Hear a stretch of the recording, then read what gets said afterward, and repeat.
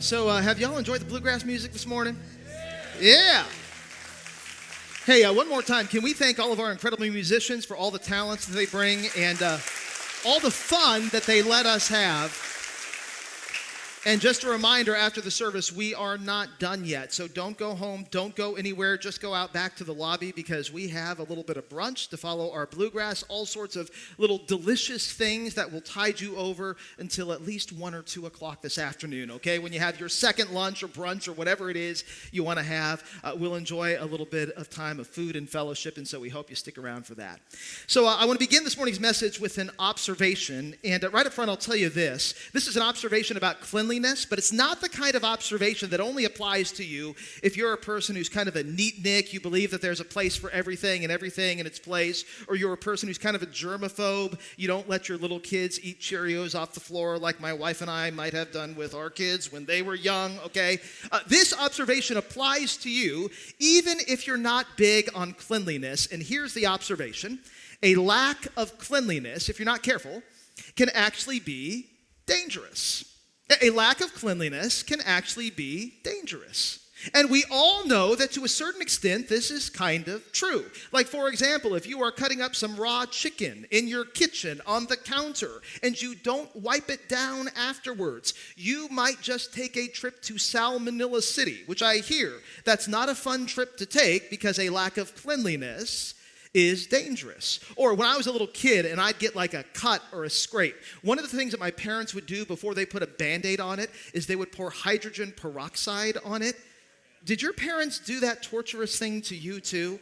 I hated it, but they wanted to make sure that it didn't get infected before they put the Band-Aid on because they kind of knew that a lack of cleanliness is dangerous. Or maybe you have kids who love to play with Legos. My kids love to play with Legos. And so sometimes I will go upstairs without any shoes on, and sometimes all the Legos are not cleaned up, and I step on one of those Legos, and that is when I discover that a lack of cleanliness is very dangerous to my feet and to my vocabulary when I step on one of those Legos. This is something that even if you're not big on cleanliness, you know is true. A lack of cleanliness can be dangerous. So, this summer at Zion, we are walking through and we're working through a book of the Bible. In fact, we're walking through and working through the third book of the Bible, which is the book of Leviticus. Now, let me just kind of explain this right out of the gate because you may be a guest here and you may be thinking to yourself, the book of Leviticus, I came for that. Come on, can't you do something better? And I think a lot of people kind of feel that way about the book of Leviticus. In fact, if you're one of those people who have ever tried to read the Bible straight through, from Genesis at the beginning to Revelation all the way at the end, the book of Leviticus may have been the spot where you got hung up and maybe you even gave up reading the Bible.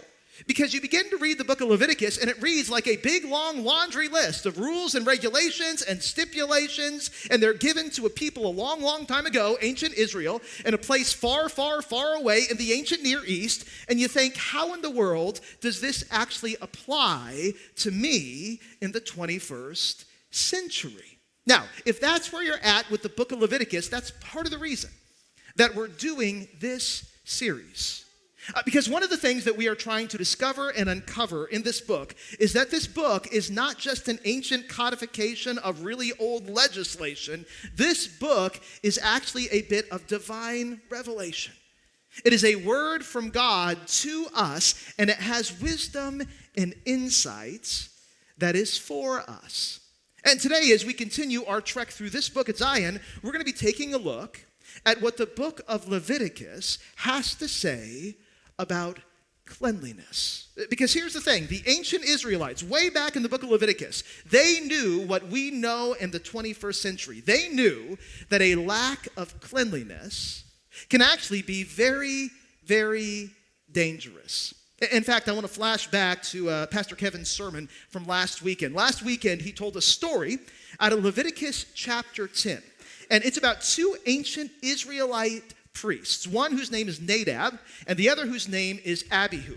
And these two priests go to lead a worship service in a place called the Tent of Meeting. And the Tent of Meeting was basically a tent where ancient Israel would go to meet with God. But before they go and before they perform this service, they decide to throw a few back, and they throw a few too many back. And so they actually conduct this service in a not completely sober state. And they make a complete, total, and utter mess out of the worship service that they are performing in the tent of meeting. And they offend God so much, they offend him so deeply, that God actually swallows these two priests up with fire from heaven. And the rest of the people of Israel, they're all taken aback by this. In fact, they're a little bit scared of this, and so God kind of feels the need to explain himself a little bit. And so here's what he does. He calls these boys' father to him, and he explains why he's done what he did. Leviticus 10, verses 9 and 10, he says to the boy's daddy, whose name is Aaron, "You and your sons are not to drink wine or other fermented drink whenever you go into the tent of meeting. Because when you lead worship, you need to be in a completely sober state. The stakes for worship are way too high, and if you make a mess out of things, you might just die." And God continues, "I'm not singling your family out, Aaron. This is a lasting ordination, not just for you, but for the generations that are to come too." And this is why, God says in verse 10, it's so that you can learn how to distinguish between the holy and the common, between what is unclean and what is clean. God knows this about cleanliness. God knows that a lack of cleanliness can be very, very dangerous. In fact, in Leviticus 10, it turns out that a lack of cleanliness is actually very, very deadly.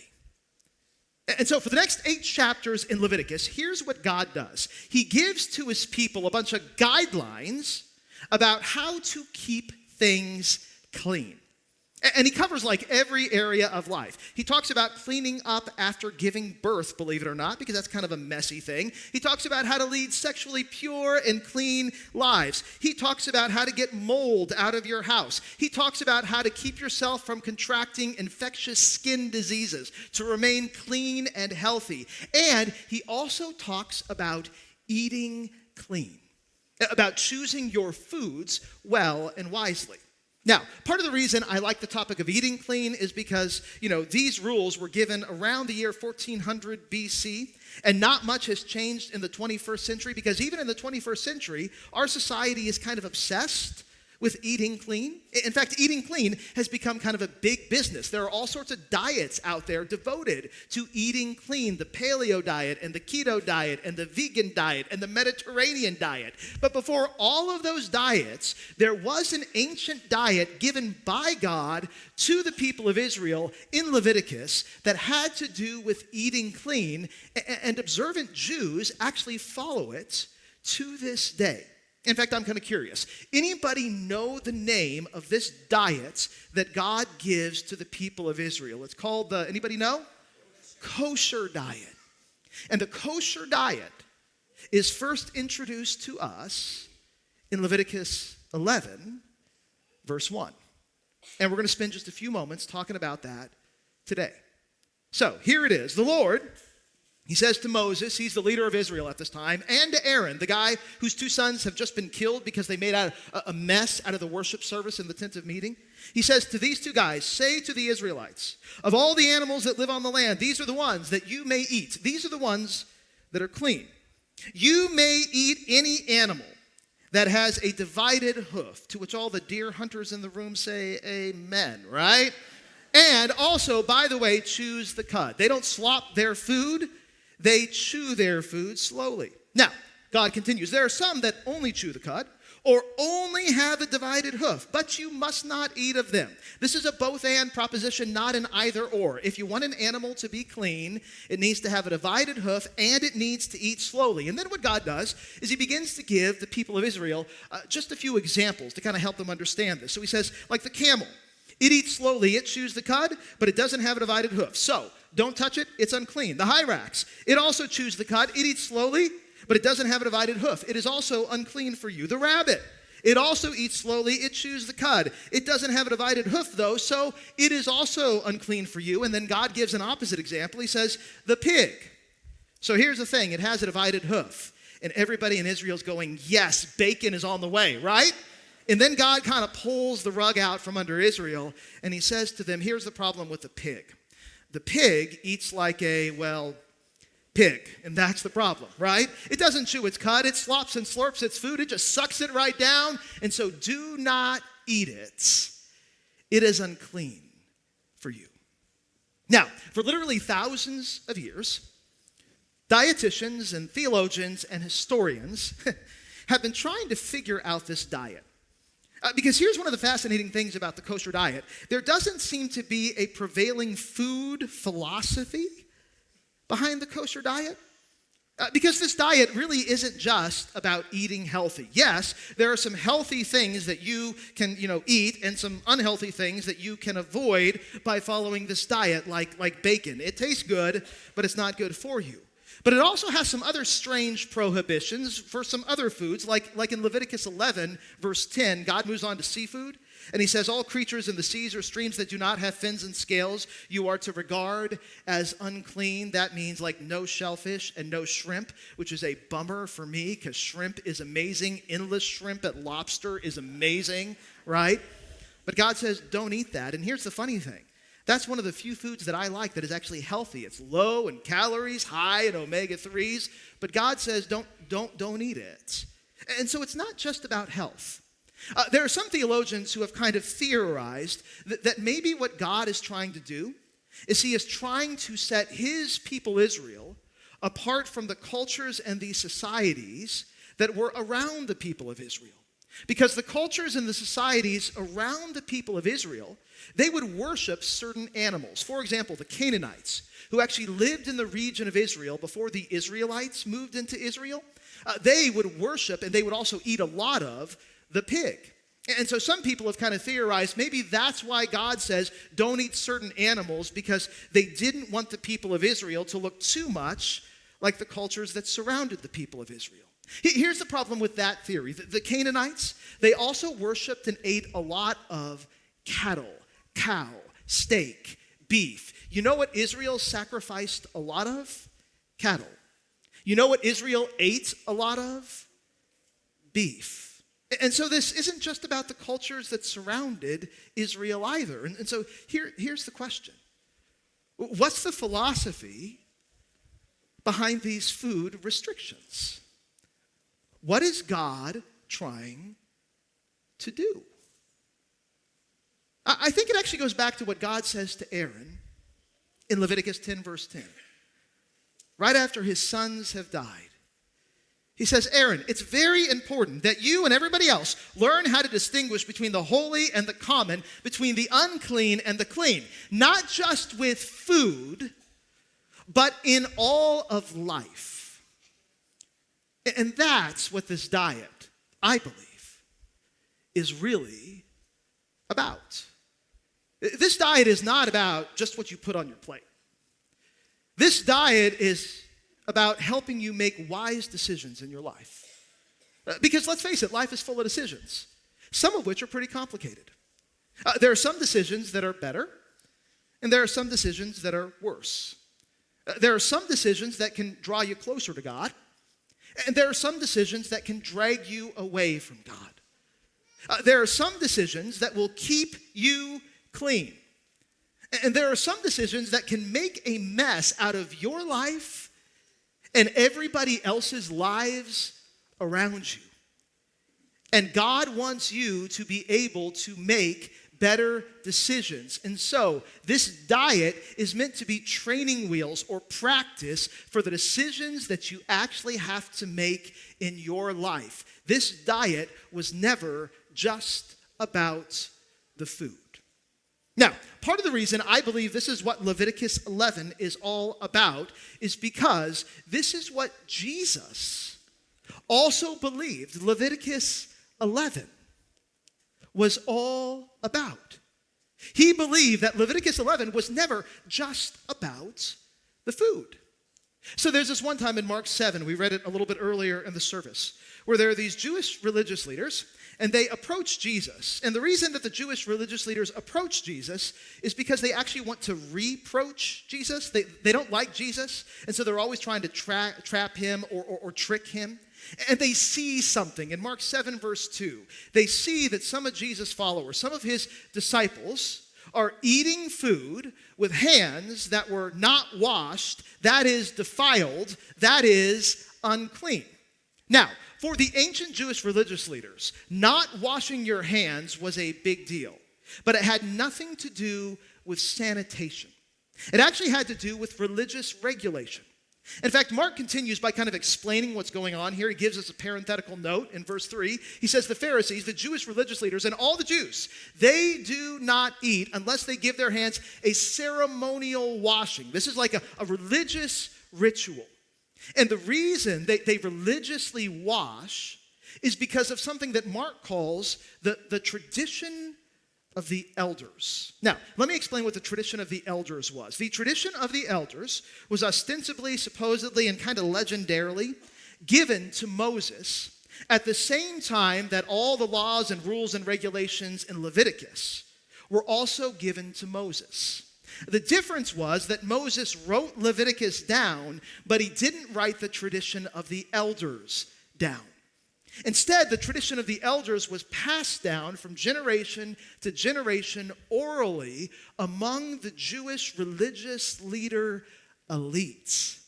But the Jewish religious leader elite treated the traditions of the elders as equal to what Moses wrote down in books like Leviticus. And one of the things the tradition of the elders said was, you need to wash your hands before you eat so that you can be clean in God's sight. And so, when Jesus' disciples don't wash their hands before they eat, the Jewish religious leaders are beside themselves. In fact, they get very accusatory of Jesus. Mark 7, verse 5, they go to Jesus and they say, hey, why don't your disciples live according to the tradition of the elders? They're eating their food with defiled hands. They're not just unsanitary, they are unclean in the very sight of God. And you guys are supposed to be like extra spiritual. What's wrong with you guys? The religious leaders say to Jesus. Now, when Jesus hears his disciples being accused like this, Jesus, well, he's had enough. And so he's not putting up with this. In fact, what he does just a few verses later, Mark 7, verse 14, is that he calls everybody who's around right to him. Not just the religious leaders, not just the disciples, even just bystanders. Everybody's there. And he says, now I want you all to listen to me. Everybody, don't miss this. You need to understand this. Jesus says nothing that is outside a person can defile them by going into them. Rather, it is actually what comes out of a person that defiles them. Now, I love this point of the story because Jesus makes this statement and then here's what he does next. He turns around, drops his mic, the first century version of a mic, okay, and walks away. And everybody there, the crowd, the religious leaders, the disciples, nobody actually knows exactly what to say to what Jesus has just said. And there's a reason why. Nobody is quite sure they understand what Jesus has just said. In fact, in verse 17, the crowd leaves. Jesus goes back to the house they're staying at. And the disciples, when they're just alone with Jesus now, they finally get up the gumption to ask him about this and to go, okay, so Jesus, when you said nothing outside a person can defile them by going into them, rather it's what comes out of a person that defiles them. What did you mean when you said that? And what Jesus says, well, he just repeats himself. He says, come on, guys. Don't you see that nothing that enters a person from the outside can actually defile them? So let's take all those kosher diet restrictions from Leviticus 11. Bacon, if you eat it, it won't defile you. Pork chops, if you enjoy them, they won't make you unclean. And here's the reason why, Jesus says, verse 18. It doesn't go into your heart, but it actually goes into your stomach. And then what it does is it comes out of the body. Now, the translation here, the New International Version of what Jesus says here, sanitizes what Jesus says here just a little bit. And so I'm going to unsanitize it here for just a second, if you'll bear with me. A little bit of technical work. The New Testament written in Greek, okay? And this phrase that Jesus uses for out of the body, in Greek, it is the phrase eis ton aphadrona, okay? So eis doesn't mean out of, it actually means into. Tone is the Greek word for the, and aphadrona is the Greek word for, you can read it right up there on the screen, okay? And so Jesus isn't pulling any punches here. Here's what he's doing. He's saying, listen, whatever you eat, whether it's kosher or non-kosher, whether it's considered clean according to Leviticus 11 or considered unclean according to Leviticus 11, here's what happens to it. You put it in your mouth, it goes into your stomach, it exits your body, and then you flush it away. Which means it's not going to stick with you. And so the kosher diet, here's what Jesus is saying to his disciples. Don't worry about it. Just eat whatever you want. Now that might be the good news from Jesus that you needed to hear today, right? In fact, just in case we don't get it, Mark adds a little parenthetical note explaining it. Back in verse 19, Mark says, now in saying this, Jesus just declared, like by fiat, that all foods are clean. Leviticus 11 is no longer operable, Jesus says. Keeping kosher doesn't count, Jesus says. Now, when you actually pause and really think about that, that is kind of a startling thing that Jesus is doing.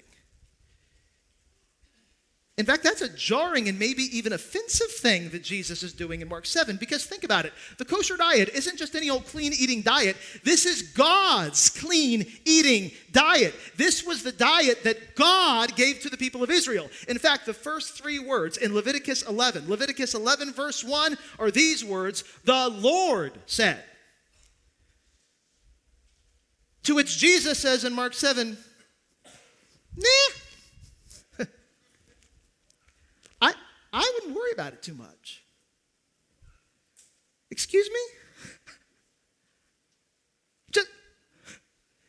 Just who does Jesus think that he is? It almost seems like Jesus thinks that he has as much as and the same authority as God. It almost sounds like Jesus thinks that he can speak for God. And it's almost like Jesus knows that Leviticus 11 was never meant to be permanent. It was always meant to be a set of training wheels to help us figure out how to distinguish between what is clean and what is unclean, what is good for us and what is bad for us. And now that Jesus is here, the training wheels have come off. In fact, Jesus continues, Mark 7, verse 20. He says, if you really want to talk about things that make you unclean, it really is what comes out of you that defiles you. For it's from within, not out of your stomach, that's not the problem, but out of your heart, that evil thoughts come.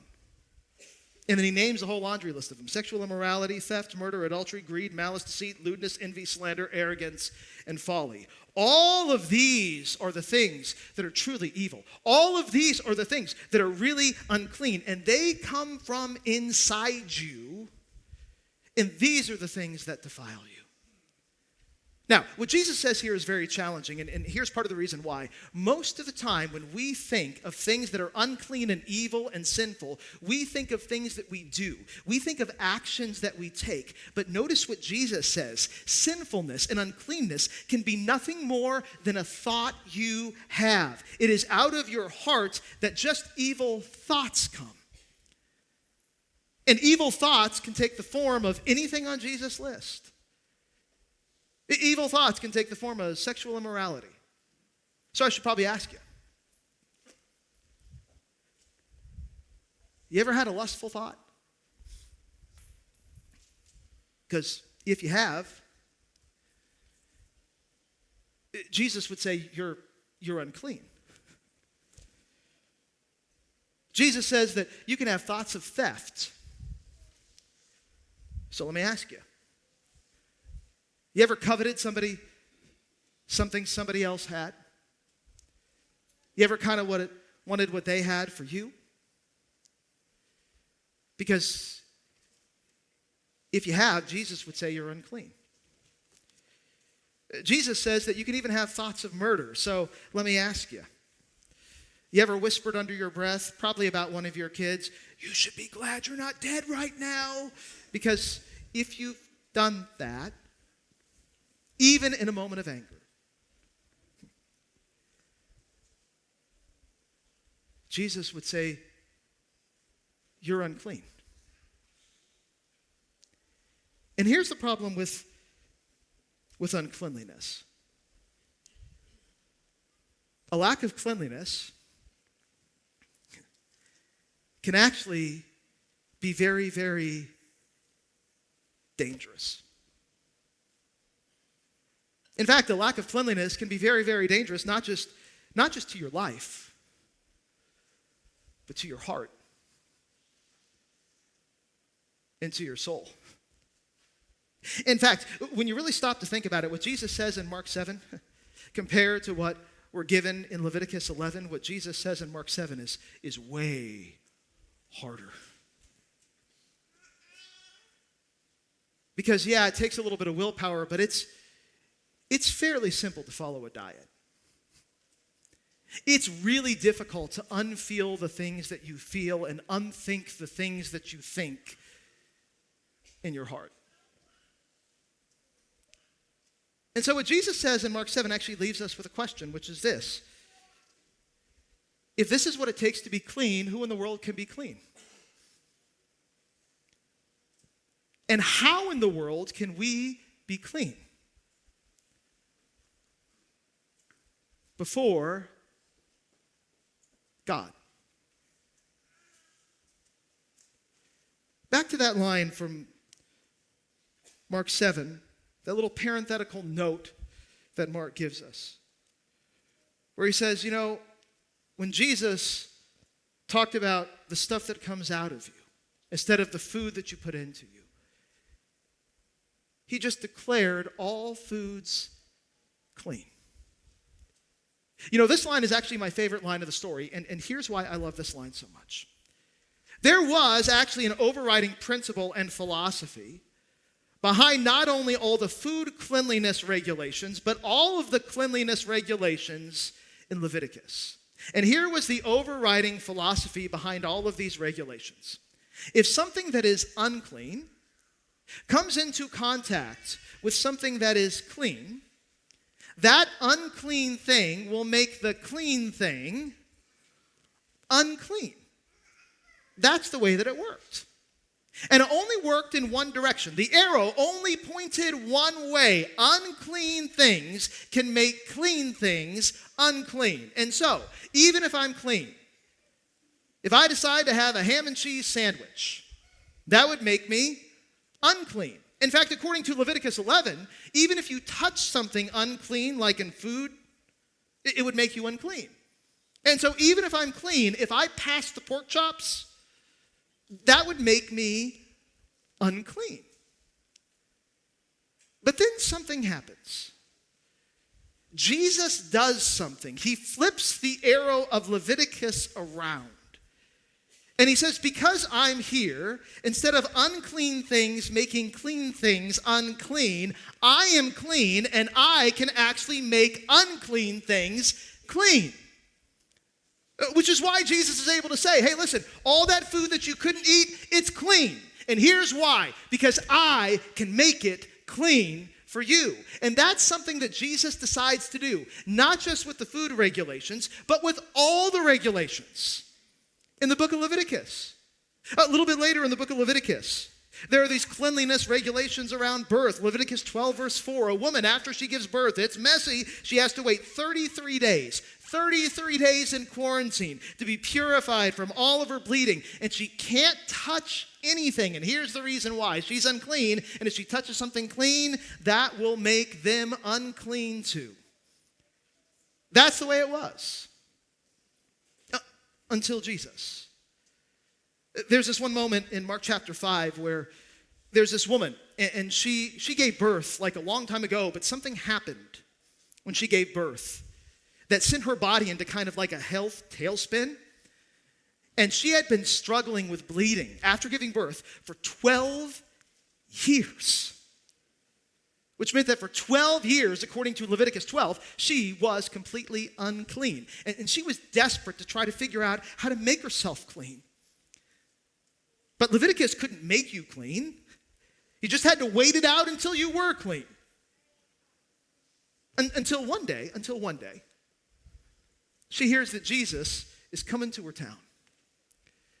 And so she sneaks into a big crowd that is gathered around Jesus. In Matthew chapter 5. And she's careful not to touch anybody because she doesn't want to make anybody else unclean. But she does sneak up behind Jesus in the crowd, and she does touch Jesus in the crowd, but rather than making Jesus unclean, Jesus makes her clean, and her bleeding stops. Because what Jesus does is he flips the arrow in Leviticus, and he makes unclean things clean. Another regulation of Leviticus, from Leviticus 13. If you have an infectious skin disease, here's what you got to do. Verse 45, you have to wear torn clothes, let your hair be unkempt, cover the lower part of your face, and cry out, unclean, unclean. And by the way, you got to live alone, because if you get too close to somebody else, your uncleanness may make a clean person unclean. That's the way it worked in Leviticus. But then came Jesus.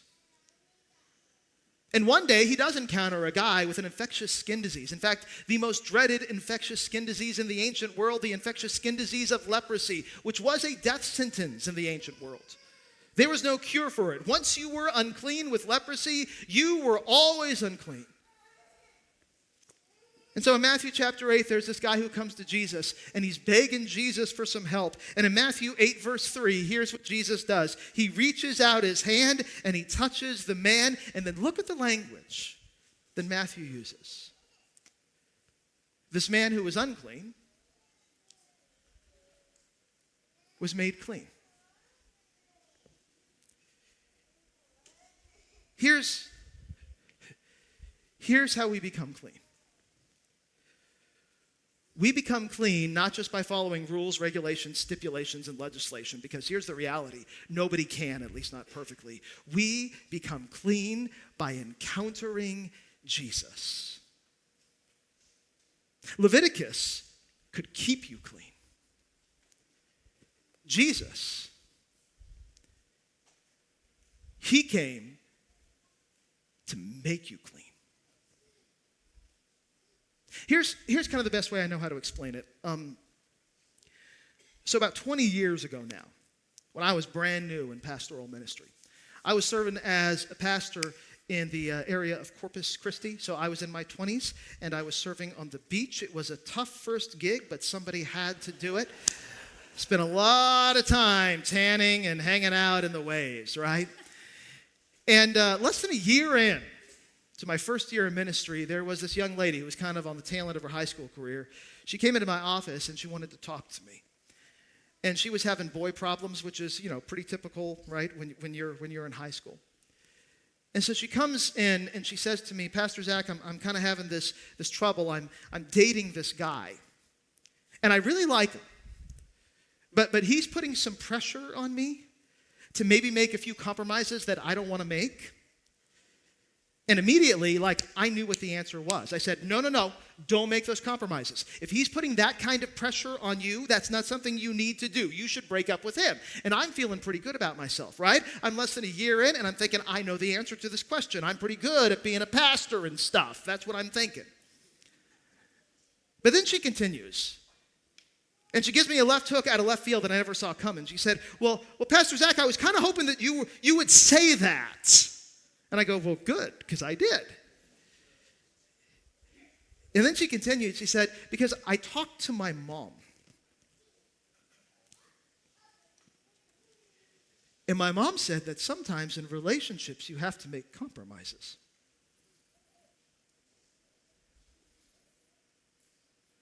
And I said, your mom said that? Sometimes being a pastor on the beach isn't all it's cracked up to be. And she said, yeah, my mom said that.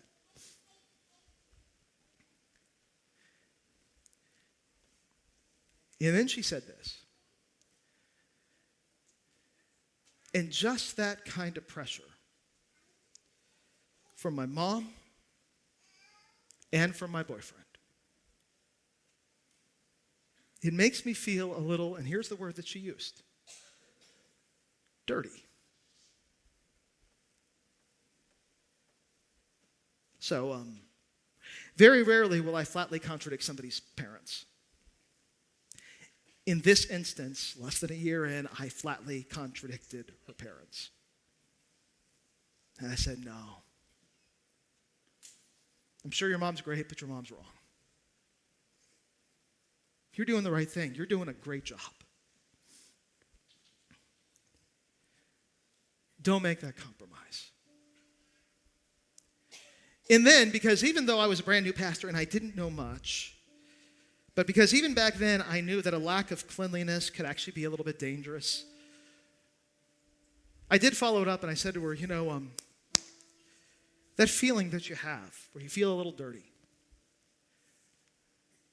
there are going to be things that you do in life, and there are going to be things that are done to you in life that will make you feel that way. But here's what I really want you to know. Because of Jesus, you can be clean.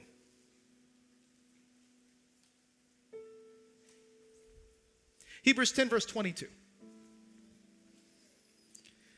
Let us draw near to God with a sincere heart. And by the way, a sincere heart here is just a truthful heart, an honest heart, an open heart. A heart that doesn't put on pretenses, a heart that doesn't try to cover anything up, a heart that admits all of the places where it feels unclean, all of the spots where it feels dirty, a heart that confesses things like sexual immorality and envy and greed and theft and slander and arrogance. A heart that just lays all of that out there and says to God, God, when I do this or when this is done to me, I feel dirty. I feel unclean. When you bring all that stuff to God, here's what he does. He takes your heart, because that's where we experience that feeling of uncleanness in our hearts. He takes your heart and he doesn't just ceremonially wash it like the Jewish religious leaders. He sprinkles it. And what Jesus does, what God does, actually makes us clean. And so, from Leviticus 11, here's, I suppose, the question I would leave you with. Where in your life do you feel a little off? Where in your heart and soul do you experience that sense that something's unclean? The invitation of Hebrews 10, verse 22 is to bring that to God, to take it to God. Because Leviticus 11, it can only keep you clean. Just follow the rules. Jesus, when you don't follow the rules, he can make you clean. He can wash you clean. And that's why Jesus' cleansing work and the promise of Hebrews 10 verse 22 is what Leviticus 11, when it was first written, was always meant to point to. Because of Jesus, you are squeaky clean. Let's stand and pray. Heavenly Father, we all got these areas in our hearts, right? Where even if we think we're doing pretty well in life, something feels a little off and dirty and unclean. There's a lot of wisdom in Leviticus 11. There's a lot of wisdom in all those cleanliness rules and regulations because they were designed and given to keep people clean. But when we're not, may we run to your Son because he can wash us clean. It's in his name that we pray. Amen.